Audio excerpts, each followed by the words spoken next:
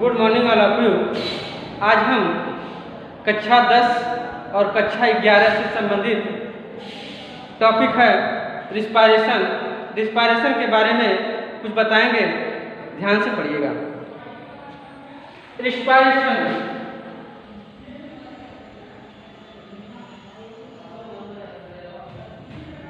Respiration को हिंदी में कहते हैं श्वसन। पूछा जाता है बच्चे श्वसन किसे कहते हैं? बच्चे कहते हैं जो सांस लेते हैं उसी को हम श्वसन कहते हैं।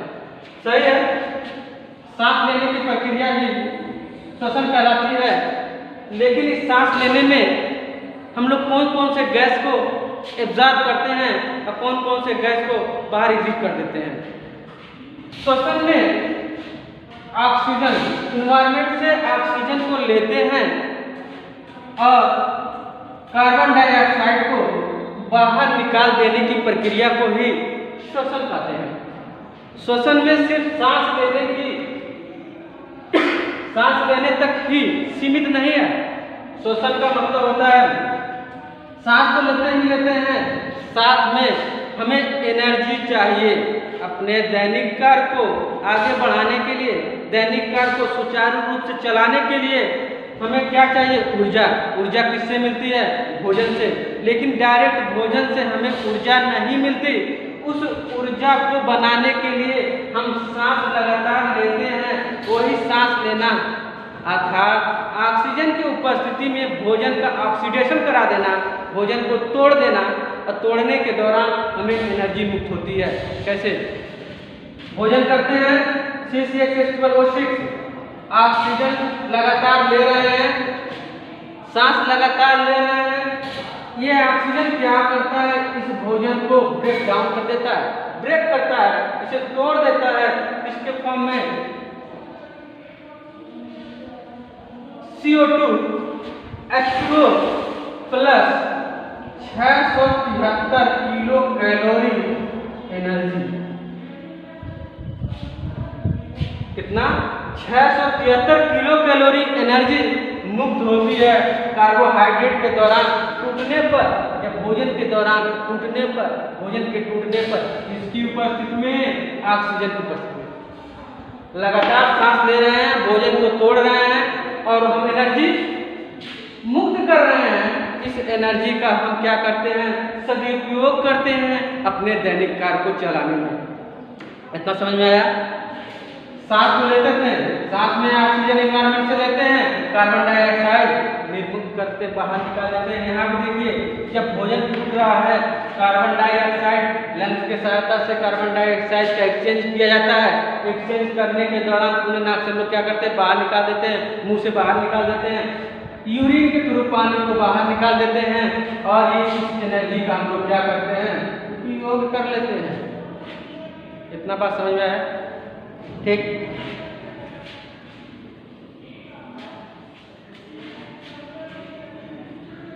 पूछा जाता है श्वसन कौन सी प्रक्रिया है? श्वसन कौन सा प्रोसेस है? तो श्वसन एक प्रकार का कैटाबोलिक प्रोसेस है, कैटाबोलिक प्रक्रिया है। इसका मतलब होता है कैटा से बना है काट देना। यहाँ काटना नहीं है, तोड़ देना। ठीक? किसको? कार्बोहाइड्रेट को। किसके उपस्थिति में? ऑक्सीजन के। बाय प्रोडक्ट कार्बन डाइऑक्साइड, पानी, साथ में 673 किलो कैलोरी एनर्जी। ठीक? कैटाबोलिक रिएक्शन इसलिए कहा गया, इसमें भी क्या किया जाता है? इसको तोड़ा जाता ना, इसीलिए कैसा रिएक्शन है? कैटाबोलिक प्रोसेस है। रिस्पायरेशन एक प्रकार का कैटाबोलिक प्रोसेस, ये भी बहुत इंपॉर्टेंट है। एक नंबर में पूछता है रिस्पायरेशन की कौन सी प्रक्रिया है? रिस्पायरेशन एक प्रकार का कैटाबोलिक प्रक्रिया है जिसमें कार्बोहाइड्रेट भोजन को ऑक्सीजन की उपस्थिति में ब्रेक डाउन करते हैं, कार्बन डाइऑक्साइड पानी प्लस 673 किलो कैलोरी एनर्जी के रूप में मुक्त करते हैं। इसी को कहते हैं श्वसन।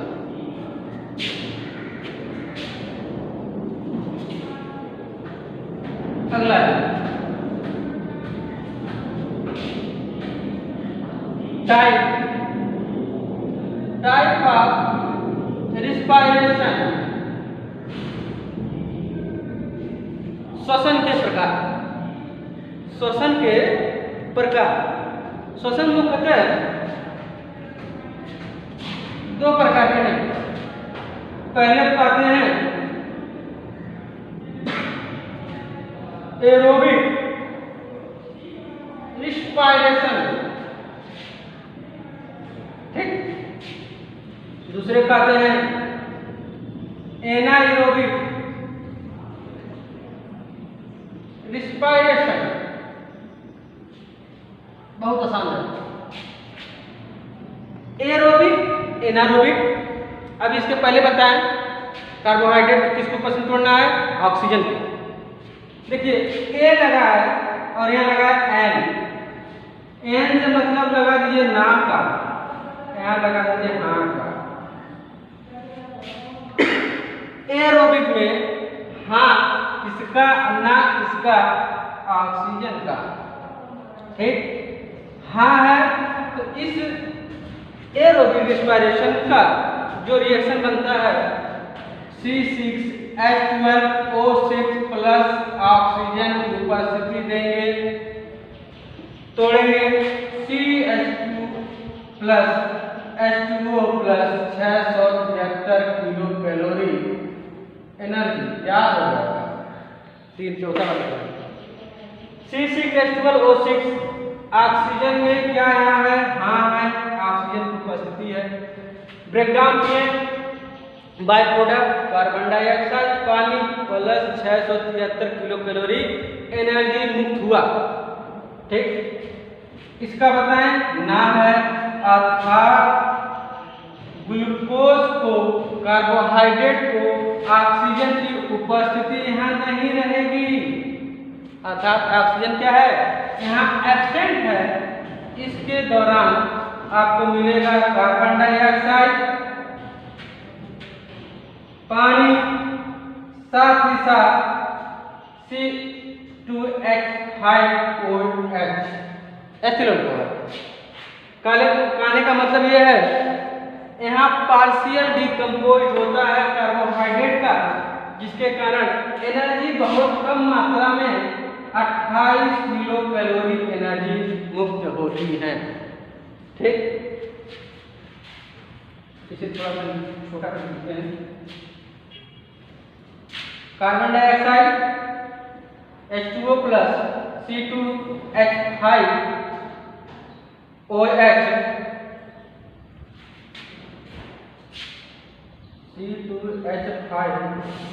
Ethyl alcohol plus 28 kilo calorie energy, ठीक है। एथिल अल्कोहल ही नहीं बनता, इनके साथ साथ एथिल अल्कोहल बनते हैं, लैक्टिक एसिड बनते हैं, सिट्रिक एसिड बनते हैं, अल्फा कीटो ग्लूटारिक एसिड बनते हैं। बहुत से ऐसे बाय प्रोडक्ट बनते हैं जिसमें एनर्जी बहुत कम मात्रा में मुक्त होता है। क्यों? क्योंकि ये कार्बोहाइड्रेट का पूर्ण रूप से इसका विघटन नहीं किया गया है। इसलिए देखते होंगे सोने के बाद जब हम लोग उठते हैं तो हम लोग को आलस लगता है, एनर्जी शरीर में नहीं दिखाई देती, आधे घंटे के बाद हमें एनर्जी पुनः मिल जाती है। ऐसा क्यों होता है? इसका कारण है क्योंकि कार्बोहाइड्रेट का पूर्ण रूप से ऑक्सीडेशन नहीं हुआ, पूर्ण रूप से उसका विखंडन नहीं हुआ, एनर्जी बहुत कम मात्रा में मुक्त हुआ, जिसके कारण हमें आलस लगता है। आलस लैक्टिक एसिड के कारण लगता है, क्योंकि ये शरीर में लैक्टिक एसिड का निर्माण हो जाता है, जो क्या करता है, हमें सुस्त कर देता है, जिसके कारण सो के उठने के बाद हमें क्या होता है, सुस्ती का अनुभव होता है। कुछ देर के बाद पुनः कुछ खा पी लेते हैं, उसके बाद एनर्जी हमें मिल जाती है, क्योंकि उस समय हम लोग जग जाते हैं। जगने के दौरान कार्बन डाइऑक्साइड हम लोग क्या करते हैं, लेने लगते हैं। ये नहीं है सोते समय कार्बन डाइऑक्साइड नहीं लेते हैं, उस दौरान कार्बन डाइऑक्साइड की मात्रा कम हो जाती है, ऑक्सीजन की मात्रा कम हो जाती है, क्योंकि उस दौरान हम लोग कोई क्रियाकलाप नहीं करते हैं, केवल सोने का काम करते हैं। इस दौरान ऑक्सीजन की मात्रा कम हो जाती है और जब जगते हैं उस दौरान हम लोग बहुत से क्रियाकलाप करते हैं, दैनिक क्रिया करते हैं, जिसके कारण ऑक्सीजन की मात्रा ज़्यादा आवश्यकता पड़ती है और भोजन को क्या करता है, तोड़ता रहता है और हमें एनर्जी 673 किलो कैलोरी एनर्जी मिल जाती है और हम फिर से चुस्त फुरुस्त हो जाते हैं।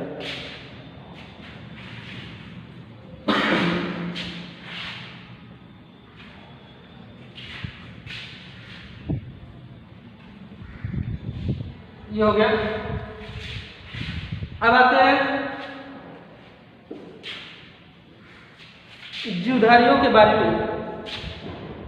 इस विश्व में बहुत से जीवधारी हैं जो अपना श्वसन अलग अलग आर्गन के द्वारा संपन्न करते हैं। जरूरी नहीं है जितने भी जीवधारी हैं सभी लंग से ही श्वसन करें।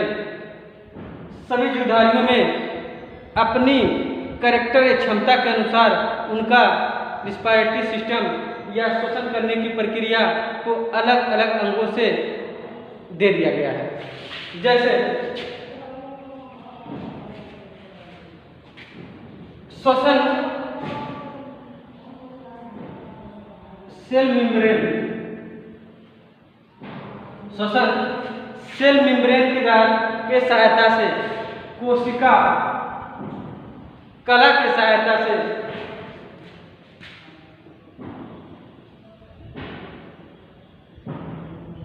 कला की सहायता से बताते हैं कौन। इसमें आने वाले वो जंतु हैं जैसे अमीबा। अमीबा किस फाइलम का मेंबर? प्रोटोजोआ। प्रोटोजोआ है एक कोशिकीय जीव है जिनका श्वसन उनके सेल की सहायता से, उनके मेम्ब्रेन की सहायता से कंप्लीट होता है। इनमें किसी प्रकार की न ट्रैकिया पाई जाती है न लंग्स पाए जाते हैं। अपना श्वसन इस कोशिका कला की सहायता से कंप्लीट करते हैं। दूसरा स्किन, त्वचा। त्वचा से श्वसन करने वाले प्राणी मेढक। ठीक, अभी मेढक के बारे में बताते हैं, बहुत इंटरेस्टिंग बात है इसके बारे में। तीसरा गिल। गिल है, गिल जितने भी पानी वाले जीव हैं जो पानी के अंदर रहते हैं, खासकर मछली, पानी के अंदर रहने वाले सारे जीव श्वसन अपना किससे करते हैं? गिल के सहायता से। पानी वाले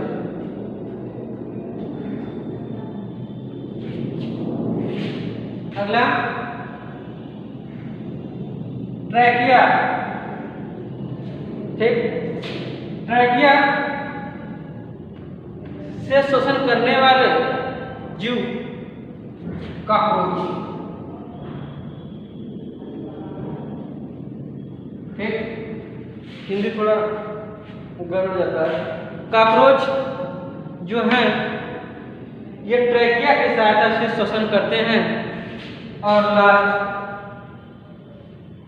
लंग। ठीक, लंग्स से जितने हायर एनिमल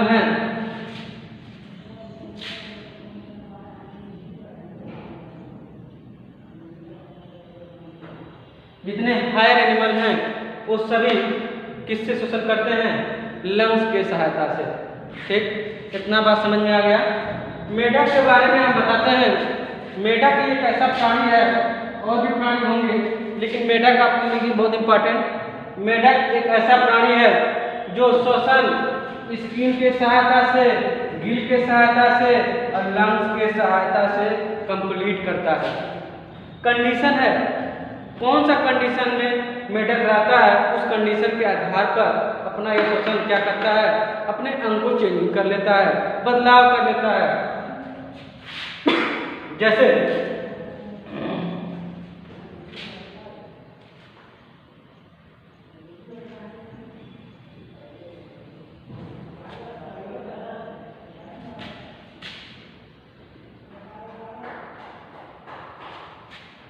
मेढक स्किन, गिल और लंग्स तीनों के द्वारा श्वसन करते हैं। स्किन से कब करेगा? त्वचा से सांस कब लेगा? गिल से सांस कब लेगा? और फेफड़ा से सांस कब लेगा? देखिए, लंग्स से तब सांस लेता है जब मेढक स्थल पर हो, जमीन पर हो। जमीन पर जब रहेगा उस दौरान ये अपना लंग्स का उपयोग करके सांस लेते हैं। गिल्स का उपयोग कब करते हैं? जब ये पानी में रहेंगे।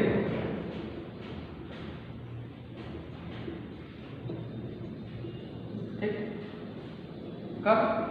जब ये पानी में है, तालाब में। ठीक, पानी में जब रहेंगे तब गिल का उपयोग करते हैं। स्किन का उपयोग कब करेगा? जब यह गिल में चले जाते हैं। ठीक है, जब ये बिल के अंदर चले जाते हैं या जमीन में छेद बना करके बिल के अंदर रहते हैं। ठंडी के दौरान देखिए, ठंडी का जब मौसम आता है तो मेढक बिल बना के अंदर चले जाते हैं। उस दौरान मेढक स्किन से श्वसन करने लगता है ना। मेढक का अपना खुद का इतना अच्छा कैरेक्टर है। जाड़ा आया तो खुद, बरसात में आया तो खुद, और जाड़ा गर्मी बरसात तीनों के समय अपना अलग अलग श्वसन की प्रक्रिया बदल दे रहा है। ये बहुत इंपॉर्टेंट है मेढक के बारे में। मेढक का पूछा जाता है साइंटिफिक नाम क्या है? मेढक का साइंटिफिक नाम राना टिग्रिना। याद कर लीजिए, बहुत इंपॉर्टेंट है। राना टिग्रिना जो मेढक का साइंटिफिक नाम है। फ्रॉग इसको जनरली वे में कहते हैं इंग्लिश में, और राना टिग्रिना इसका वैज्ञानिक नाम है जो बहुत इंपॉर्टेंट है। ठीक, अब आते हैं रिस्पायरेटरी सिस्टम।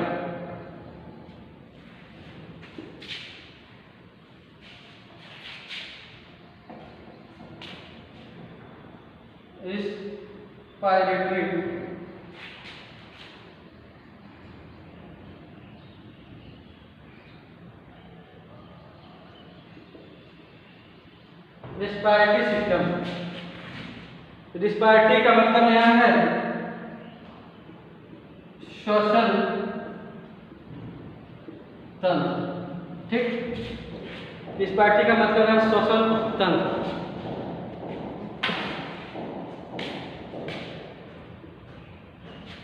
यहाँ जब श्वसन से ही काम चल जा रहा था, सांस लेने की प्रक्रिया को श्वसन कहते हैं, तो सिस्टम जोड़ने की जरूरत क्या थी? तब सिस्टम जोड़ने की जरूरत ही क्या थी? जब श्वसन से काम चल जा रहा है, इसका भी काम है, इसलिए से जोड़ा गया है। सिस्टम हम उन्हें कहते हैं, श्वसन तो सबको पता है, ऑक्सीजन लेते हैं, कार्बन डाइऑक्साइड निकालने की प्रक्रिया को श्वसन कहते हैं। अब श्वसन क्या है? कैटाबॉलिक प्रोसेस है। श्वसन क्या है? बड़े मटेरियल, फुल मटेरियल को छोटे मटेरियल में ऑक्सीजन की उपस्थिति में तोड़ा जाता है, श्वसन है। सिस्टम क्या है? सिस्टम में जब एक से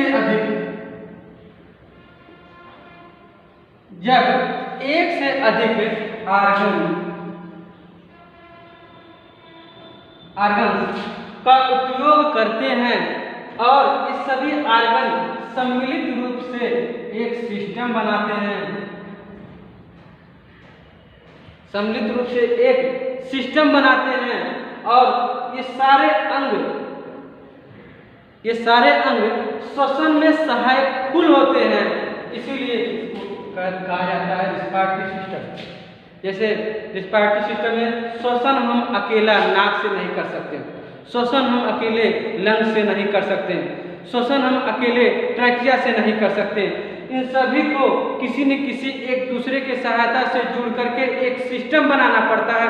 उसी सिस्टम के कारण ही इसको कहा गया रिस्पायरेटरी सिस्टम। सिस्टम जहाँ भी यूज कर दिया जाए, समझिए कि उसमें एक से अधिक अंगों का उपयोग किया गया है, इसलिए सिस्टम का नाम जोड़ दिया गया है। जैसे digestive system, excretory system, circulatory system, respiratory system, जितने भी है नर्वस सिस्टम, जितने भी सिस्टम वाले हैं सभी में एक से अधिक अंगों का उपयोग करके एक सिस्टम बनाया जाता है, तब उसमें आगे सिस्टम को जोड़ा जाता है। श्वसन में अकेले सांस लंग्स की सहायता से नहीं कर सकते, उसमें बहुत से आर्गन की आवश्यकता पड़ती है, इसीलिए ऑक्सीजन और एक से अधिक आर्गन की आवश्यकता पड़ती है। एक से अधिक आर्गन के कारण ही इसको हम सिस्टम में जोड़ दिए हैं। जैसे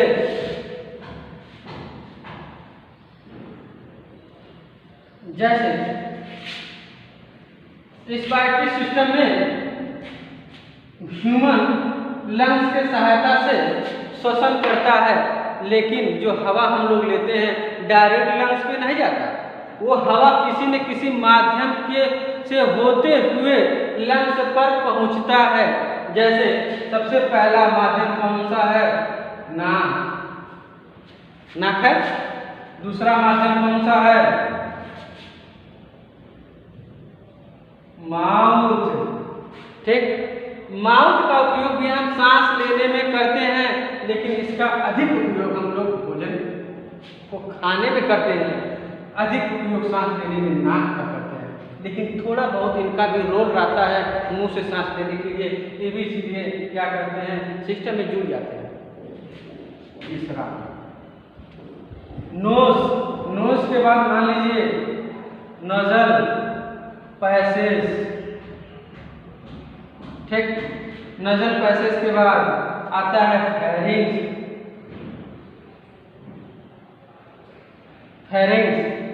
के बाद आता है लैरिंग्स के बाद आता है ट्रेकिया, और ट्रेकिया के बाद आता है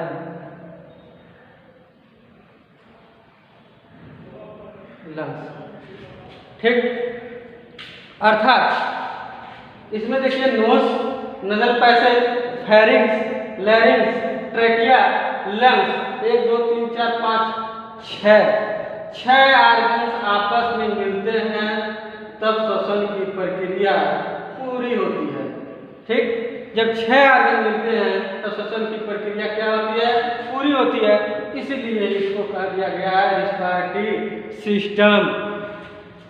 उदाहरण के तौर पे हम डाइजेस्टिव बताते हैं, डाइजेस्टिव सिस्टम।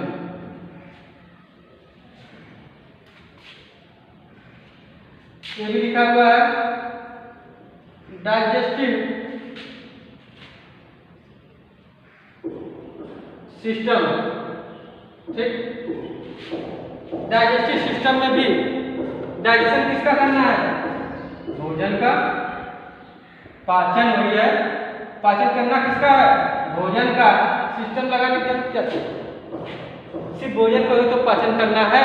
पाचन सिर्फ छोटी आंत से हो जाती, लेकिन नहीं, सिर्फ छोटी आंत भोजन के लिए रिस्पॉन्सिबल नहीं है, इसको भी पाचन करने के लिए एक से अधिक अंगों की आवश्यकता पड़ती है। माउथ है,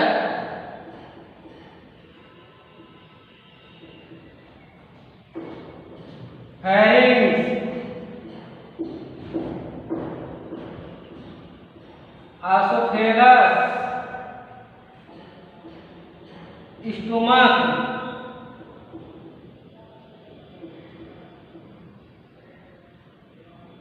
ड्यूडेनम,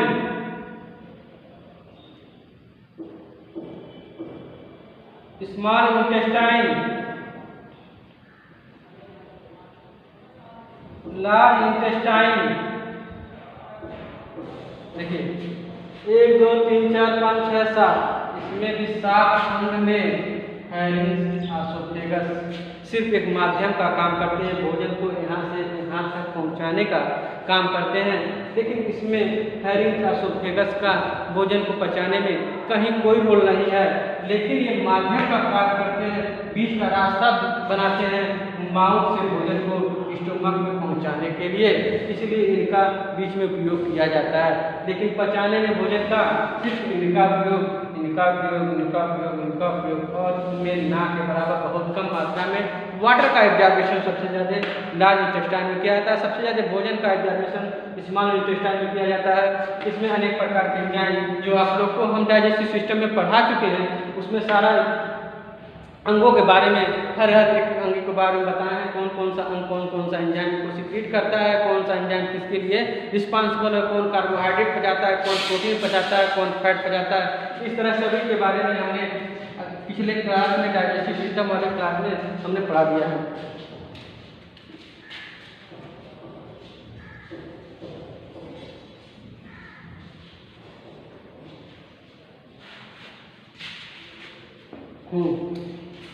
इसमें बताएं श्वसन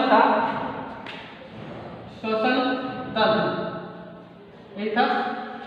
इसमें बता रहे हैं श्वसन तंत्र में हमने बताया एक से अधिक अंगों का उपयोग किया गया, जिस उपयोग की सहायता से हम सांस लेने की प्रक्रिया को कंप्लीट करते हैं।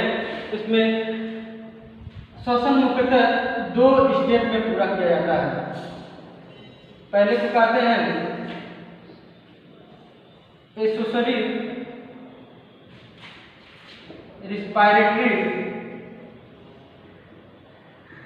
सिस्टम, दूसरे कहते हैं मेन रिस्पायरेटरी सिस्टम। ठीक, एक को कहते हैं एसेसरी रिस्पायरेटरी सिस्टम, दूसरे कहते हैं मेन रिस्पायरेटरी सिस्टम। एसेसरी का मतलब होता है सहायक। श्वसन तंत्र,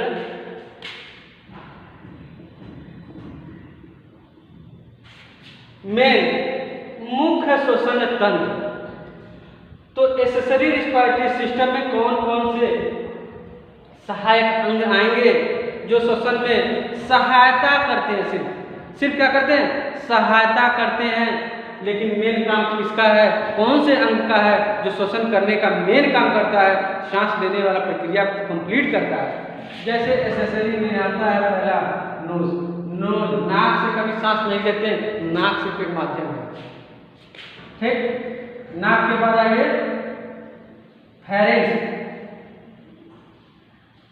फेरिंग्स ग्रसनी, फेरिंग्स के बाद आइए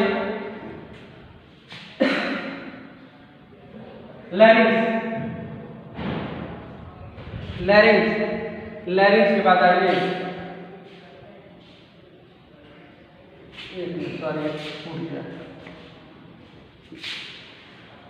नोज के बाद नज़ल पैसेज, फिर फेरिंग्स के बाद फिर लैरिंग्स। ठीक, लैरिंग्स के बाद ट्रैकिया। ये सब क्या थे, नाक, नजल पैसेज, फेरिंग्स, लैरिंग्स, ट्रैकिया, ये सिर्फ श्वसन के माध्यम हैं। श्वसन या हवा को लंग्स तक पहुंचाने के सिर्फ एक माध्यम है, हवा को लंग्स तक पहुंचाते हैं। मेन क्या है,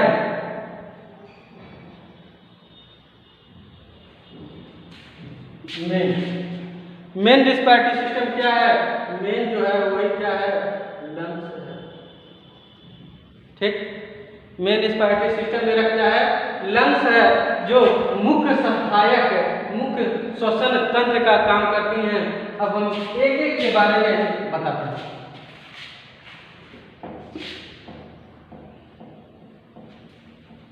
ये वीडियो कक्षा 11 और मोस्ट इम्पॉर्टेंट कक्षा 10 के बच्चों के लिए है, जो बोर्ड के पॉइंट ऑफ व्यू से है, और 11 के सिलेबस में रिस्पायरेशन है, दोनों में एक ही काम करेगा। पहला था मेरा क्या, नोज,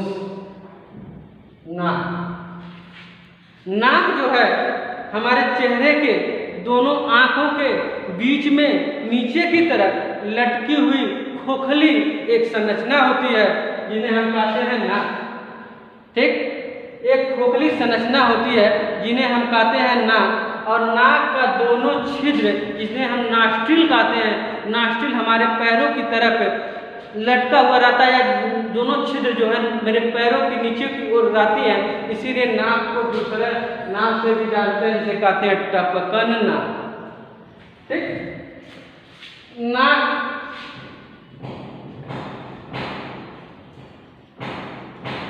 नाक है, नाक नोज जो है चार भागों से मिलकर बना होता है, जिन्हें नाक के दोनों आँख जो है, दोनों आँखों के बीच में जो धंसा हुआ भाग है उसे हम कहते हैं,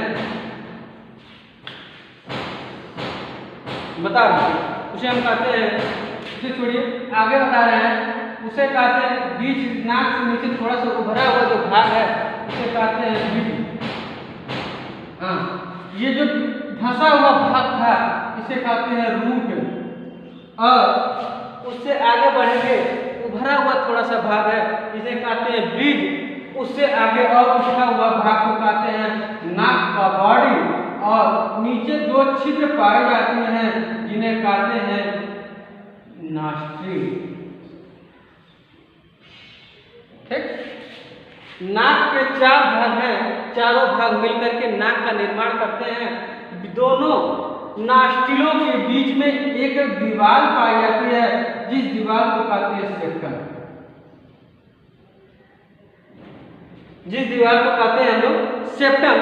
septum is responsible for the divideation of the nostril into the right and left, या सेप्टम जो होते हैं सहायक होते हैं नाक को दो भागों में, दायां और बायां भाग में क्या करते हैं, बांटने का काम करते हैं। ये था नाक के बारे में, हमारे हिसाब से समझ में आ रहा होगा। आगे बढ़ते हैं।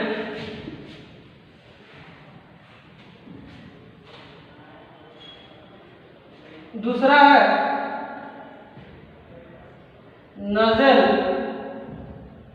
पैसेज। ठीक, नासामार्ग।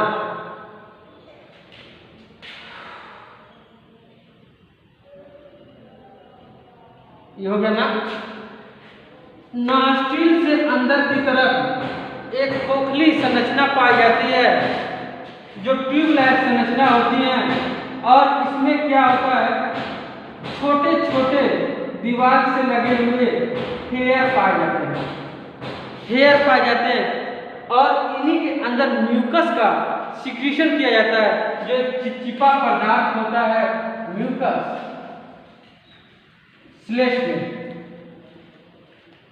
एक चिपचिपा पदार्थ होता है, और छोटे छोटे हेयर पाए जाते हैं। ये हेयर और म्यूकस श्लेष में या चिपचिपा पदार्थ जो रिस्पॉन्सिबल होते हैं, जब सांस लेते हैं, सांस के दौरान, हवा के दौरान नाक में धूल के कण, बैक्टीरिया, अदर छोटे माइन्यूट ऑर्गेनिज्म, फंगस जो क्या होते हैं नाक के रास्ते से अंदर जाते हैं, और ये नॉस्ट्रिल के रास्ते से अंदर जाते हैं, जिसमें म्यूकस और हेयर क्या करते हैं, उन्हें बैरियर का काम करते हैं, उनके लिए बैरियर का काम करेंगे।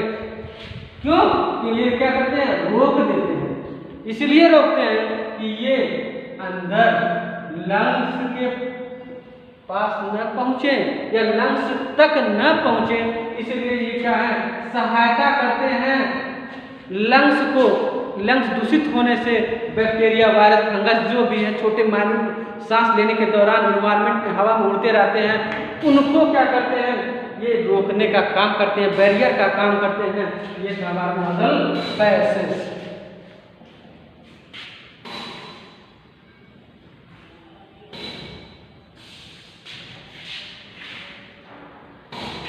तीसरा हैरिस। हैरिस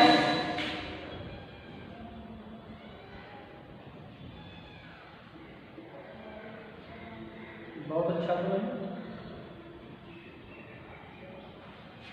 दिख रहा है। ये जो भाग है माउथ, ये जो भाग है नोज। अब हमने बताया माउस या मुंह से भी श्वसन करते हैं।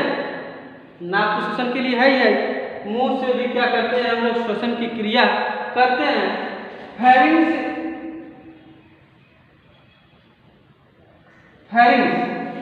फेरिंग्स कीप लाइक स्ट्रक्चर, जो कीप लाइक स्ट्रक्चर होती है,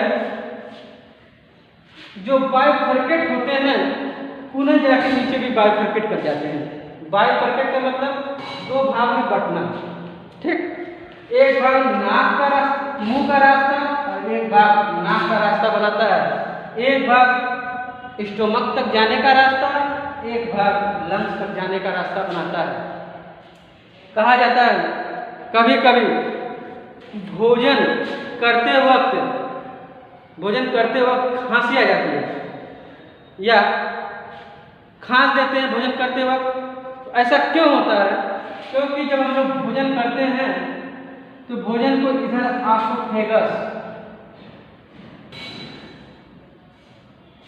फेगस में जाना चाहिए। कभी कभी ये भोजन इधर आ जाता है।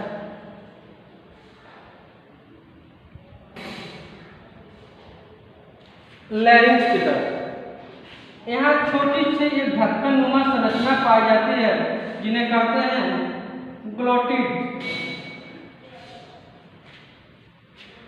ग्लॉटिड्स कहते हैं। ये ग्लॉटिड्स सांस लेने के दौरान खुलती हैं और पुनः बंद जाती हैं।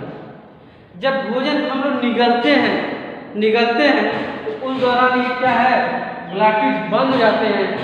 नहीं, इसलिए बंद जाते हैं कि भोजन इस लैरिंक्स में न पहुंचे और भोजन आसानी से क्या हो, आसोफेगस में चले जाए। फेरिंग्स बाइफरकेट संरचना है जो एक कॉमन पैसेज का कार्य करता है, भोजन के साथ साथ श्वसन का। ठीक, कॉमन पैसेज के नाम से भी जानते हैं क्योंकि ये दो काम करते हैं, भोजन के साथ साथ श्वसन में भी।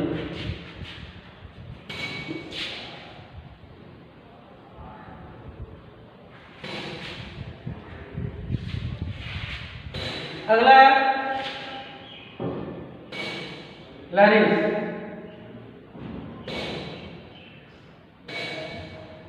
लैरिंक्स को कहते हैं श्वसन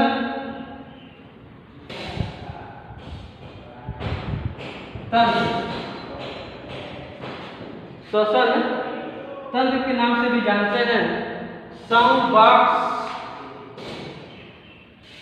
के नाम से भी जानते हैं।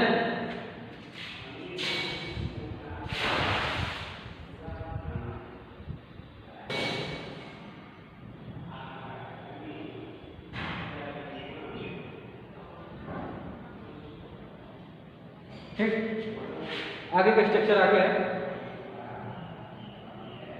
ठीक, ये है लैरिंक्स। लैरिंक्स में देखिए यहाँ पे फिंगर लाइक स्ट्रक्चर दिखाई दे रहा है, इसका नाम है ओकल कार्ड।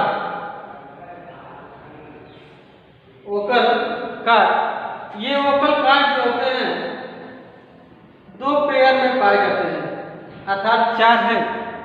ये चार ओकल कार्ड रिस्पॉन्सिबल होते हैं, वाइब्रेट करते हैं, ध्वनि उत्पन्न करते हैं, साउंड उत्पन्न करते हैं। अर्थात ध्वनि या स्वर को उत्पन्न करने के लिए वोकल कार्ड वाइब्रेट करते हैं, जिसके कारण हम ध्वनि उत्पन्न किया जाता है। इसीलिए इसे हम कहते हैं ध्वनि उत्पादक यंत्र, साउंड बॉक्स भी कहते हैं, ध्वनि उत्पादक यंत्र भी कहते हैं। देहाती की भाषा में इसे केटुआ के नाम से भी जाना जाता है। ठीक, ये क्या था, लैरिंक्स था, जो साउंड बक्सा है, ये बॉक्स की तरह कार्य करता है जिससे ध्वनि को उत्पन्न किया जाता है। अगला है ट्रैकिया।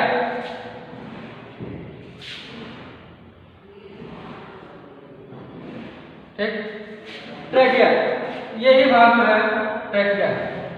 ट्रैकिया एक ट्यूब लाइक स्ट्रक्चर, अंदर से खोखली एक संरचना होती है जो श्वसन को के दौरान हवा को लैरिंक्स से होते हुए ट्रैकिया तक पहुंचाने का कार्य करती है।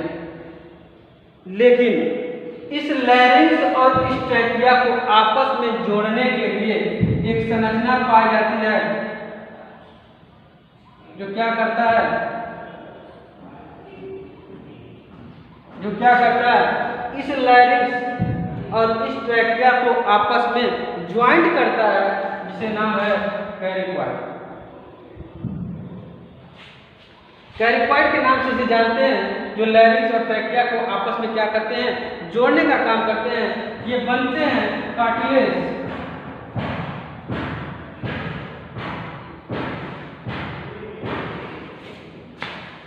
कार्टिलेज मसल्स के बने होते हैं जो क्या करते हैं, इस लैरिंक्स और इस ट्रैकिया को आपस में जोड़ के रखने का काम करते हैं।